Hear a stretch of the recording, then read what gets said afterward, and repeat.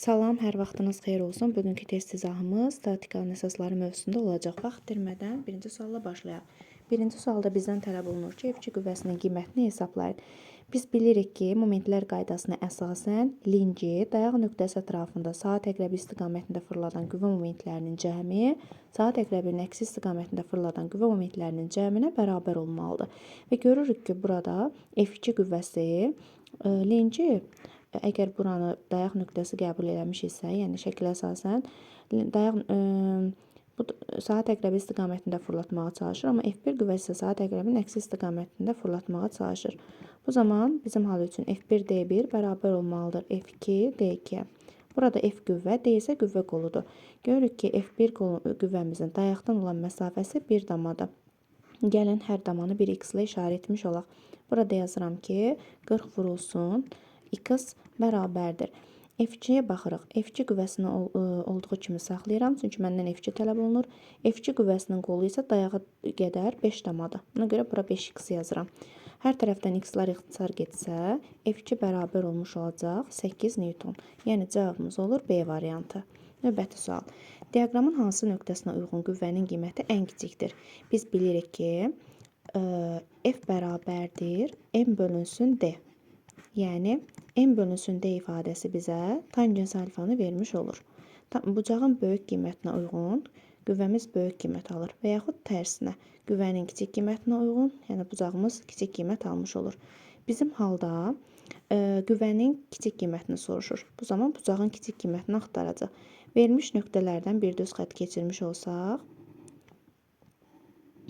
görürük ki, burada ən kiçik bucaq 4 nöqtəsini əmələ gətirir. Ona görə də cavabımız olur Y variantı.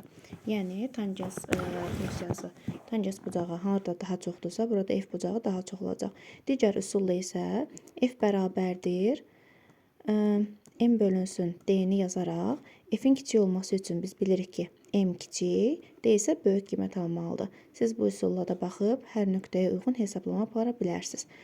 Növbəti sual. Hansı kürəcik dayanıqlı tarazlıq halındadır?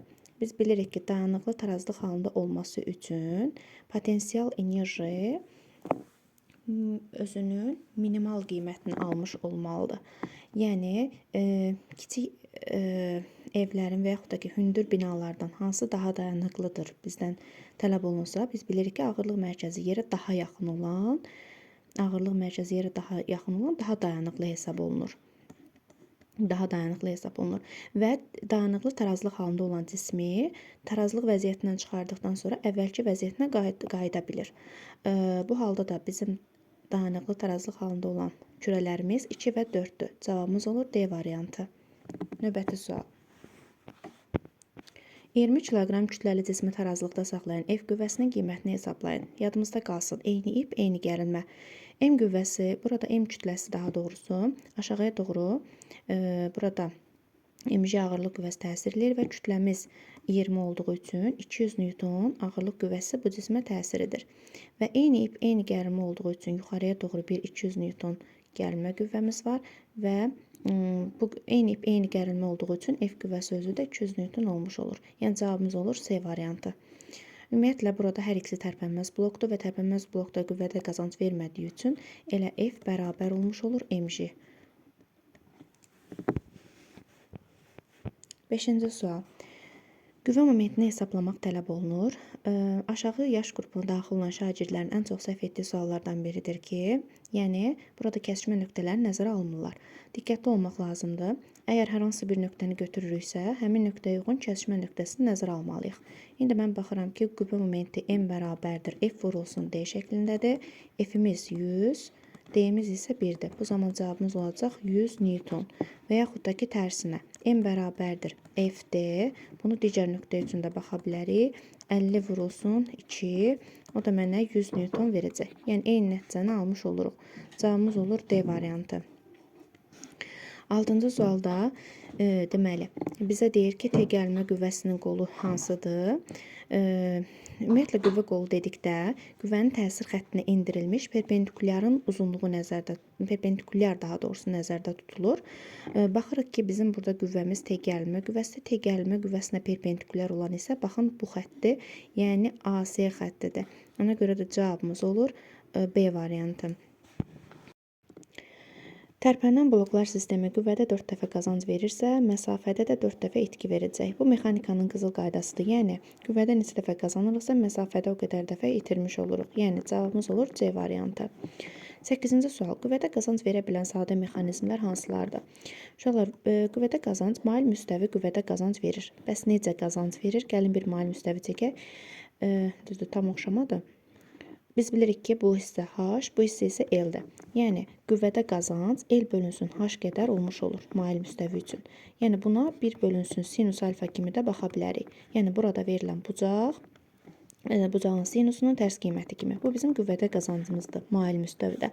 Tərpənməz blok isə qüvvədə qazanc vermir. Yalnız qüvvənin istiqamətini dəyişmək üçün istifadə olunur.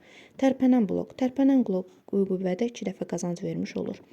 Polispastlar tərpənən və tərpənməz bloklardan ibarət olan sistemdir. Yəni, onlar da qüvvədə qazanc vermiş olur. Sonra, link. Link az öncə izah elədiyimiz kimi, linkin 3 növü var. Birinci növ, ikinci növ və üçüncü növ link. Bunlardan deməli, burada verə bilən deyir. Yəni, üçüncü növ link qüvvədə qazanc vermir, amma digər linklər qüvvədə qazanc vermiş sayılır. Ona görə də burada 1, 3, 4, 5 olacaq cavab variantlarımız. Növbəti sual, uyğunluğu müəyyən edin. Burada soruş, qüvvədə qazanc vermir. Baxan kimi biz görürük ki, B variantı tərpənməz blokdur. Yəni, qüvvədə qazanc verməyən tərpənməz blok olur. Qüvvədə 2 dəfə qazanc verir. Baxın, əgər linkə baxıramsa, linkdə böyük qolun kiçik qola nisbəti, yəni, belə deyək də, bu bizim birinci növ linkimizdir və birinci növ linkdə belə baxa bilərik ki, böyük qolun kiçik qola nisbəti qüvvədə qazanc götürülür.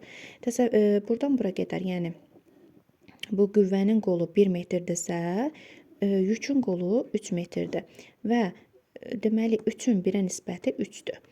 Yəni, bu bizə qüvvədə 3 dəfə qazanc vermiş olur. 3 dəfə qazanc vermiş olur. Ona görə də bu heç bir hala uyğun gəlmir. Növbəti. Məsələn, digər linkə baxaq. Burada görürsünüz ki, böyük qol 2 metr, kiçik qol isə 2 metrdir. Böyük qolun kiçik qola nisbəti, yəni L böyük bölünsün L kiçik yazsaq, bunların bir-birinə nisbəti mənə 2 metr vermiş, daha doğrusu 2 vermiş olur. Yəni 2 dəfə qazanc verir və bunu bura yazaq. Sonra, tərpənməz blokdan ibarət olan sistem. Bu, az öncə izah elədiyimiz kimi polispast sayılır. Yəni, tərpənən və tərpənməz blokdan ibarətdir. Bir tərpənən blokdan ibarət olduğu üçün qüvvədə 2 dəfə qazanc vermiş sayılır. Bura 1 də əlavə edirik. Qüvvədə 4 dəfə qazanc verir. Gəlin buna baxaq. Deməli, biz az öncə izah elədik ki, qüvvədə qazanc L bölünsün H dəfə olur. Yəni, mail müstəvidə.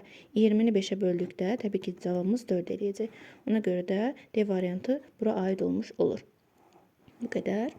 Növbəti testdə sapdan asılmış çəksiz çubuq tarazlıqdadır. Baxın, burada çəksiz çubuq deməsi, yəni əsasdır. Belə deyək, əgər çubuğun müəyyən bir çəkisi olsaydı, bir cins çubuqla söhbət gedirsə, çubuğun tən ortasında aşağıya doğru bir ağırlıq qüvvəsini çəkmiş olacaqdım. Amma çəksiz çubuq dediyi üçün, yəni bu bizim məsələmizi biraz sadələşdirir.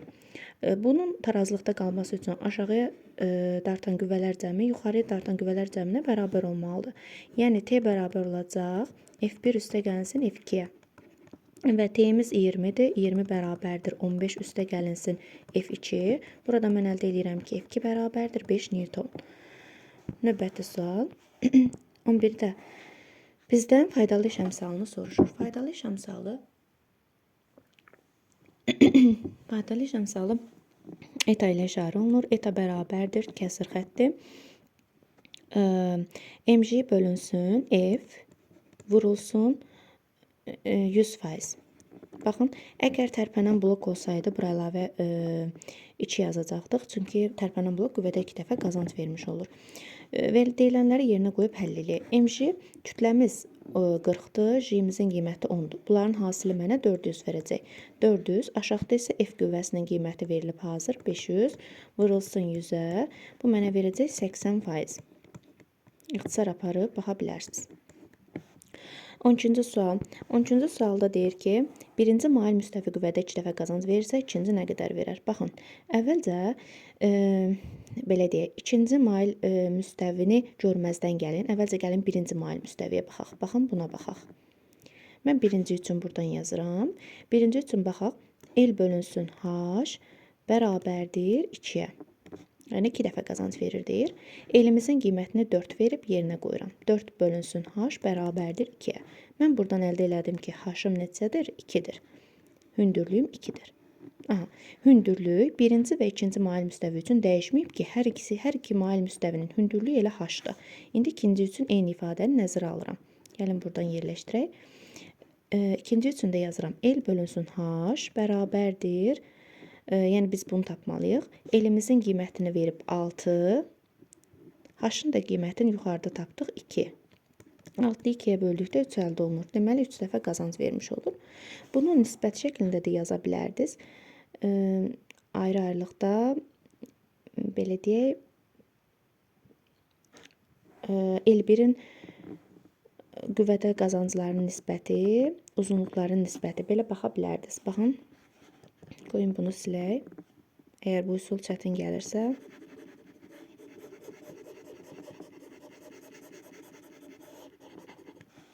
Belə də yazmaq olar. O üsulda deyim. Əslində eynidir, sadəcə. Baxın.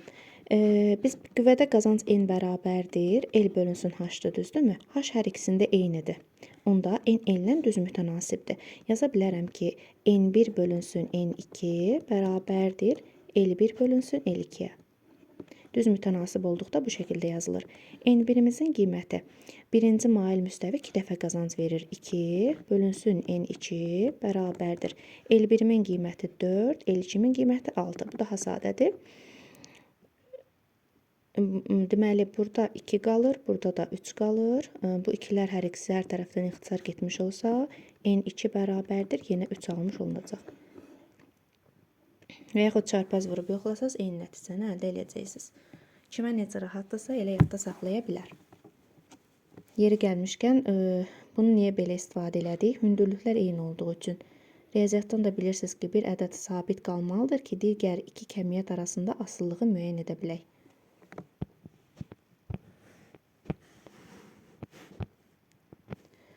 On üçüncü sual. Burada bizdə qüvvə momentlərinin arasında doğru münasibəti müəyyən etmək tələb olunur. Baxın, burada hər bir qüvvəni F kimi qəbul edib. Ona görə bura F, buna da F yazaq, buna da F yazaq. Yəni, qüvvələr bir-birinə bərabərdir. Bu bizim işimizi sadələşdirir. Yadımızda qalsın ki, əgər qüvvə, belə deyək də, qüvvənin uzantısı dayaq nöqtəsindən keçirsə, bu zaman ona irəliləmə hərəkəti yəni belə deyək də, həmin cisim irəliləmə hərəkət etmiş olur. Baxırsınız ki, F1 qüvvəsinin uzantısı dayaq nöqtəsindən keçir. Deməli, mənim F1 qüvvəmin yaratdığı moment 0-a bərabərdir. İndi F2-yə baxaq. F2-də görürsünüz ki, buranı silim. F2-də görürsünüz ki, baxın, qüvvənin təsir xəttini uzadırıq bu şəkildə.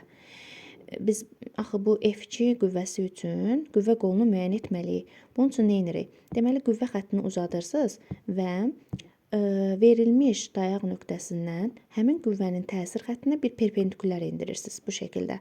Həmin perpendikulyarın uzunluğu mənə qüvvə qolunu vermiş olacaq. Baxın, bu hissədə siz riyaziyyatla bu hissəyə baxmış olsaq, yəni bir tərəfə x desəz, bu kvadratın bir tərəfinə x demiş olsaq, onda bu kvadratın diaqonalı olacaq. Siz də bilirsiniz ki, kvadratın diaqonalı bərabərdir kök altda 2 x-dır. Onda mən M2 üçün belə yaza bilərəm. M2 bərabərdir F2 vurulsun D2 bərabərdir. F2-mizi şərtdə verib ki, bir F-lə, yəni bunlar hamısı eynidir və bir F qüvvəsinə bərabərdir. D2-mizi isə bu şəkildə tapdım. Yəni, kök altda 2 vurulsun x. Burada x moduldadır. Daha doğrusu kökdə deyil. Aha. İndi F3-ə baxaq. Bu hissəni silək. F3-də isə görürsünüz ki, yenə də deyirəm, verilmiş qüvvənin belə loru dildə desək, uzadırsınız sanki bu şəkildə. Qüvvənin təsir xəttini uzadırsınız və həmin dayaq nöqtəsindən qüvvənin təsir xəttinə bir perpendikulyar endirirsiniz. Bax görürsüz, həmin o perpendikulyarın uzunluğu olur nə? Bizim qüvvə qolumuz. Gördüyümüz kimi burada bayaq biz bu bir tərəfi x-la işarə eləmişdik deyə bu 2x olur. Yəni mənim F3 qüvvəmin qolu 2x-ə bərabərdir. Onda mən yazıram M3 bərabərdir F3D3. O da bərabərdir. F3-ümüz F-ə bərabərdir. D3-ümüz isə 2x-dir. Mən daha aydın şəkildə yazdım, amma siz şifahi şəkildə də artıq görə bilərsiniz ki, yəni bu hissənin qolu, bu hissənin qolundan, yəni F2-nin qolundan daha uzundur və onun qüvvə momenti çox olacaq təbii ki. Yəni siz bunu şifahi şəkildə də yaza bilərsiniz. Sadəcə mən ətraflı izah etdim ki, aydın olsun. Ona görə də yazıram, baxın, M3 böyükdür M2-dən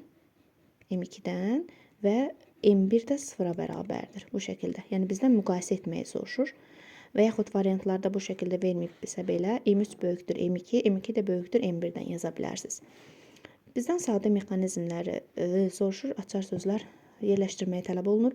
Sadə mexanizmlər iki cür olur bildiyimiz kimi. Link tipli, bura yazaq. Link tipli, bir də mail müstəvi tipli. Link tiplilərə aiddir link özü, sonra blok, yəqin ki bloklar yadımızdadır. Az öncə onlara aid məsələ işlədik. Tərpənən və tərpənməz bloklarımız var. Sonra dolama çarx.